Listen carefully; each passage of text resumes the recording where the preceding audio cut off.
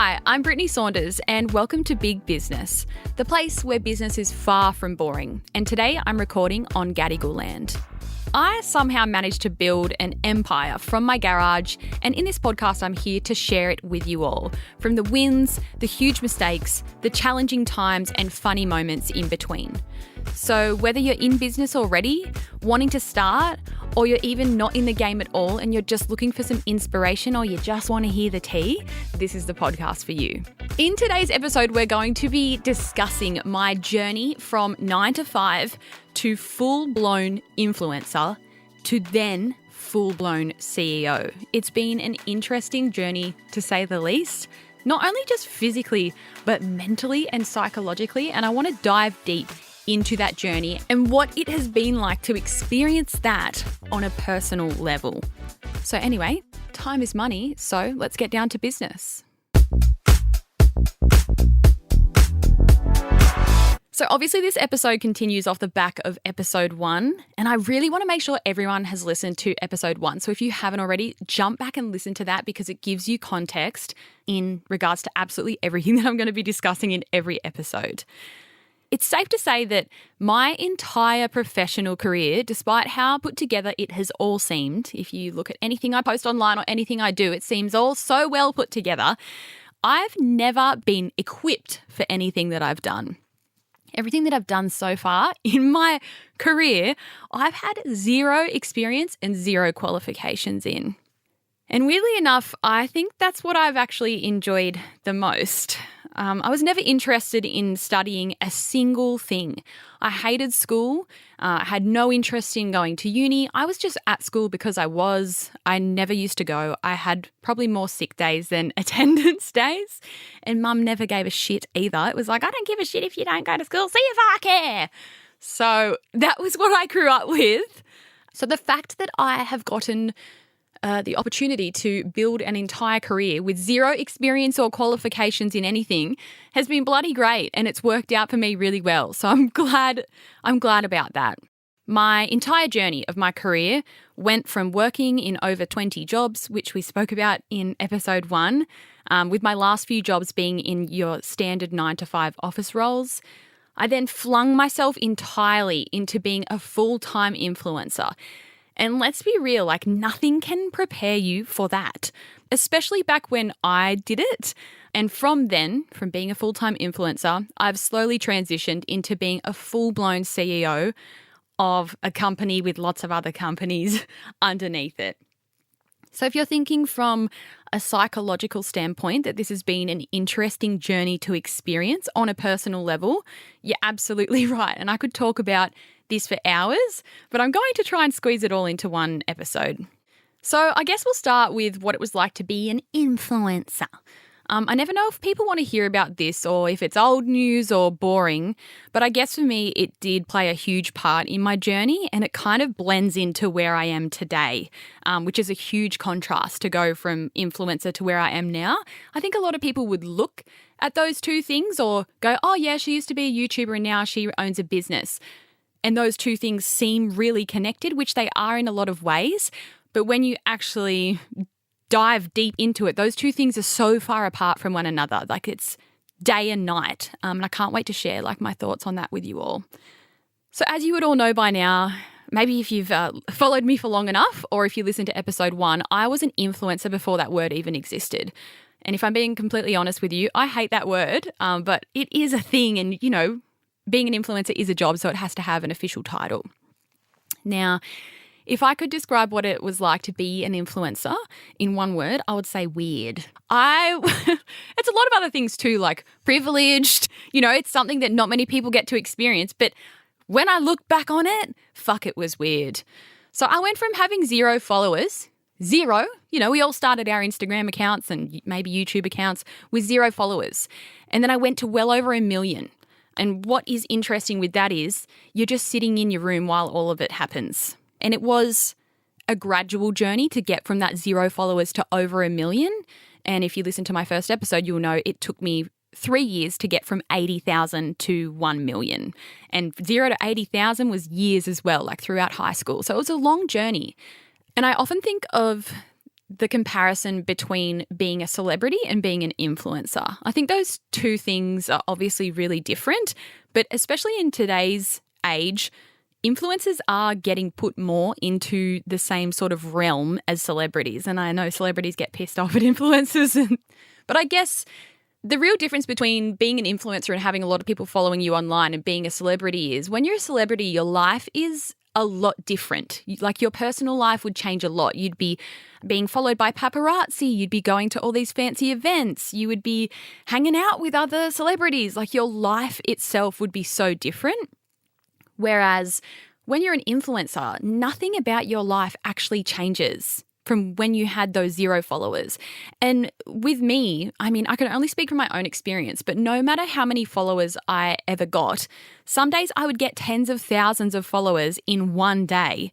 I still woke up every day feeling exactly the same as I did the day before because nothing about my life was changing. I was still just waking up, doing my same old thing. I wasn't hanging out with celebrities or doing anything extravagant and crazy. I was quite literally making YouTube videos about my mundane day-to-day life, showing people what I bought at Kmart or doing a follow me around Coles vlog, So to be gaining so many followers but your life still staying the same and in fact being on your own as that happens was really weird to experience.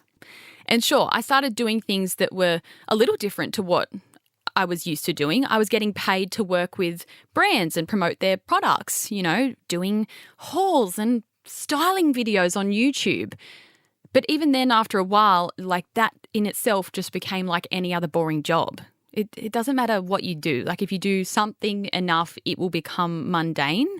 And that's exactly what happened with me with influencing over those years.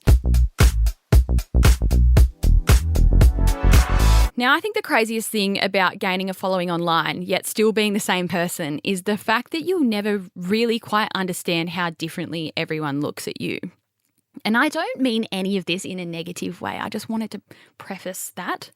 But for example, even today, if I walk into any room and get recognised, you can feel it. Like the staring, people go, like people make it really obvious when they recognise you and people like whisper to their friends. Let's just say I go to a bar or a restaurant, like you'll notice from across the room people going, oh my God, there's Brittney Saunders. And then they'll look over at their friend and whisper and like, shh, there's Brittney. I've seen her on TikTok.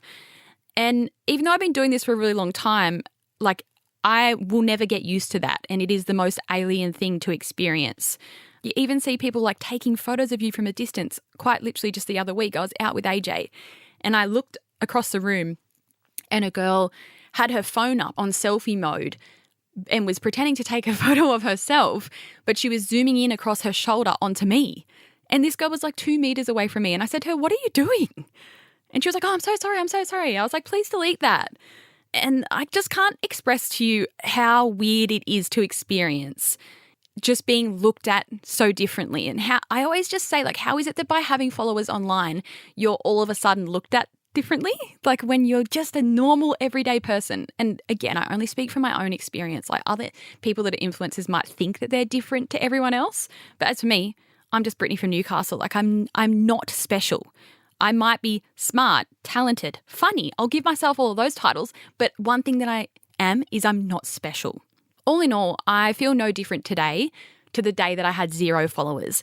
Some people very well may gain a heap of followers online and feel different, like they might get some sort of sense of entitlement, but I never have. I'm just a normal girl from Newcastle, and I guess being an influencer myself has made me realise that no one is special. There's no influencer that is better than anyone or untouchable. I don't care if someone has 10 million followers, 100 million followers, 500,000, everyone is exactly the same.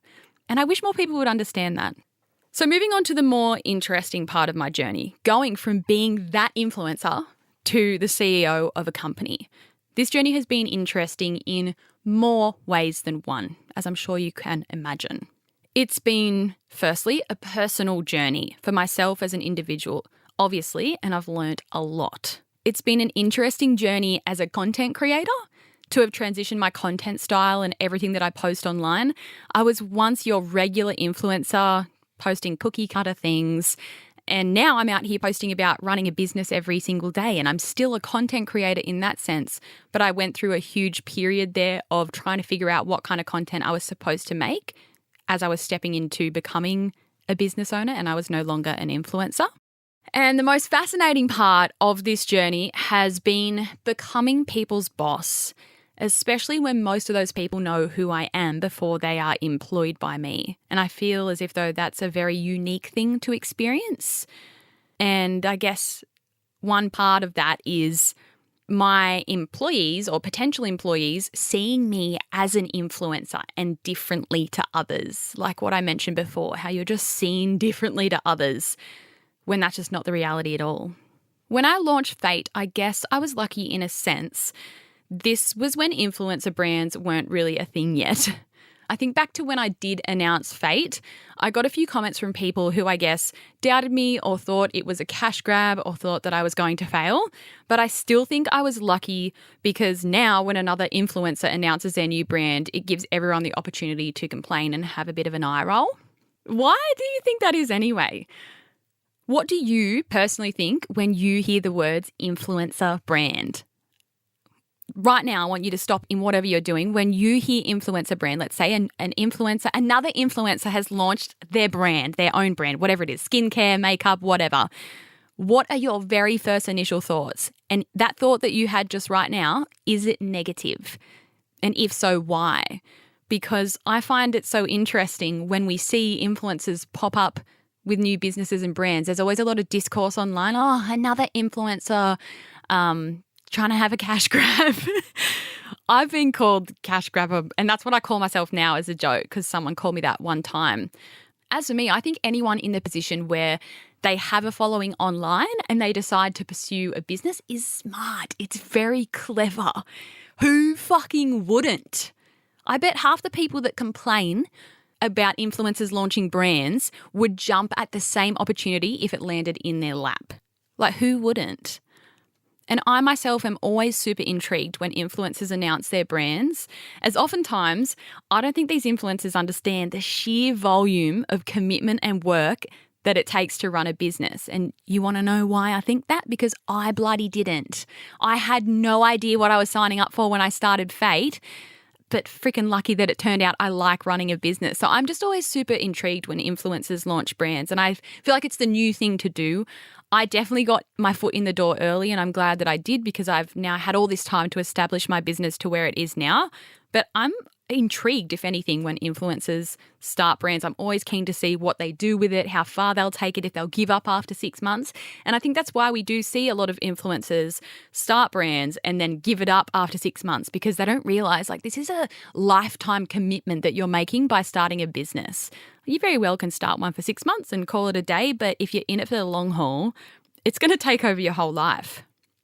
Now, despite it being forever ago, and I guess there being less negativity surrounding influencer brands being a thing, I still reckon it took me years to take FAYT from being an influencer brand to a proper brand of its own. Could FAYT exist without me? I don't think so.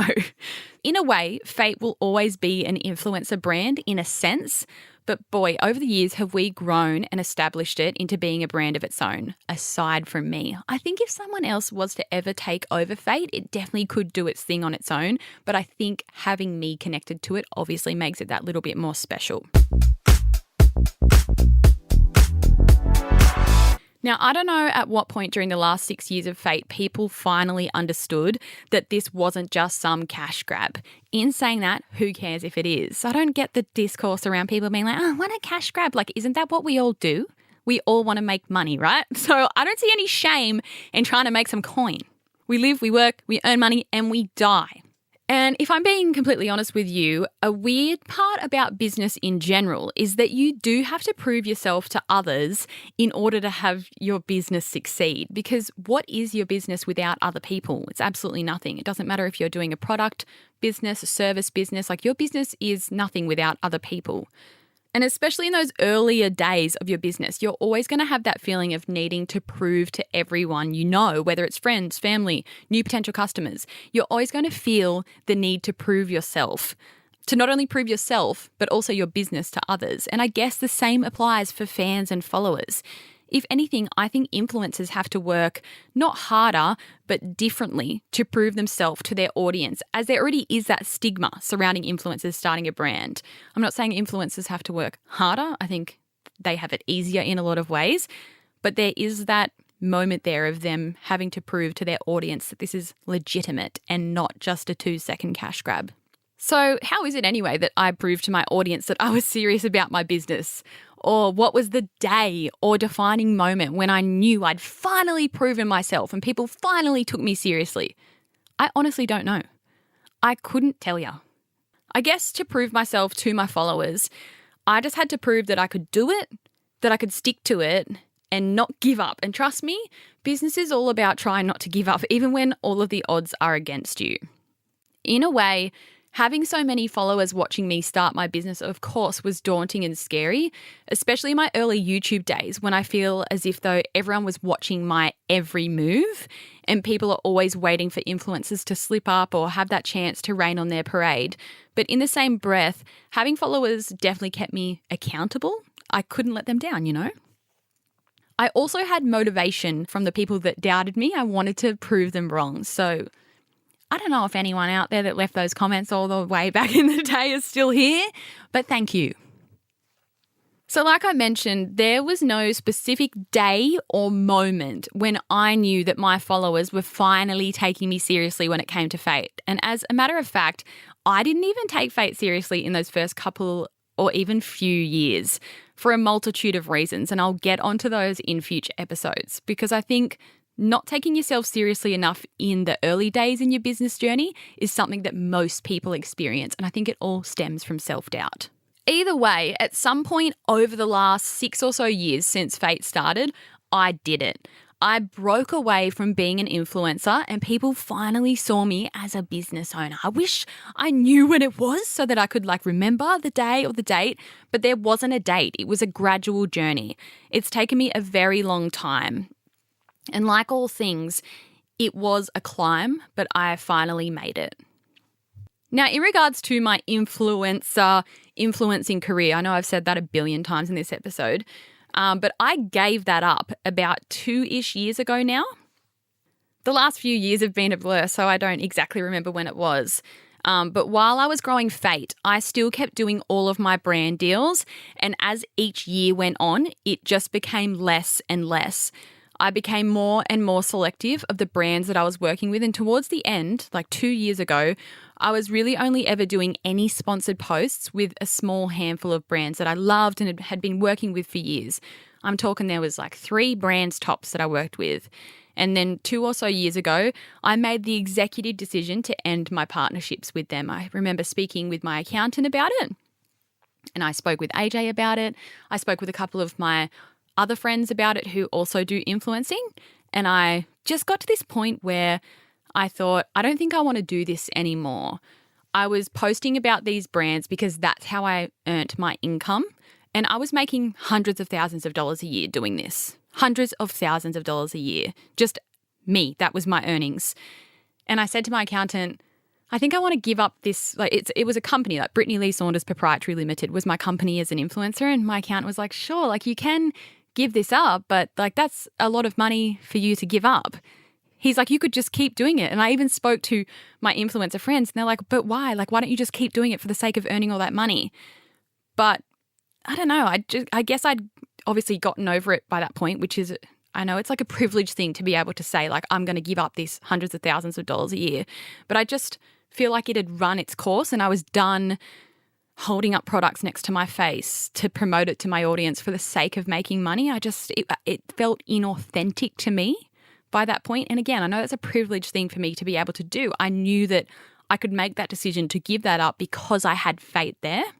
And people have called me absolutely crazy. And what I don't think a lot of people understand is I could still be being an influencer right now and doing everything that I'm doing with FAYT, and I could make $500,000 a year or way more. I could go all out with it and be a full-time influencer plus FAYT. But I choose not to do that because I don't want to flog other brands for the sake of making a coin. We've got the producer in the studio looking at me like, what the fuck? But I chose to give that up, and it's the best thing I ever did. When I started making YouTube videos, again, I've said it a million times in the first 2 episodes, being an influencer wasn't a thing. I started making those YouTube videos because it was fun. I wanted to entertain people. I loved it. And then it slowly went from being that hobby in high school to then becoming my full-time job. And I totally lost the passion for it in that journey. When I was a full-time influencer, I fucking hated it. I despised it. Even though I was earning all this money, I was like, what is all this for? Like, I lost the reason why I started in the first place. And I think that's what a lot of influencers do.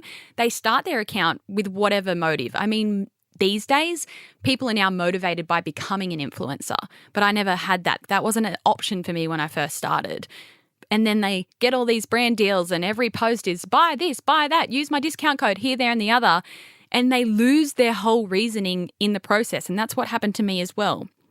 So I'm very lucky to have been able to say, I'm not doing this anymore. I'm not promoting other brands for the sake of the cash anymore.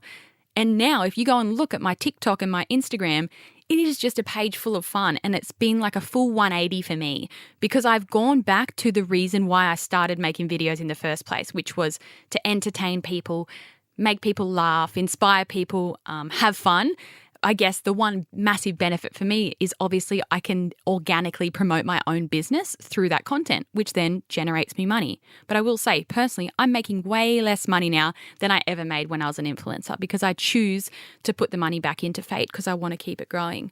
But that's a little backstory into why I gave up being an influencer. And I have to say as well, if a deal comes across the table that is good enough, I will still take it. I did one with Coca-Cola last year, like a funny little Instagram reel. I'm still going to do things like that every now and then. But I've went from doing 5 sponsored posts a week to absolutely none. And it's been the best 2 years ever. So how do I now manage being an ex-influencer who is still posting online and still has hundreds of thousands of followers?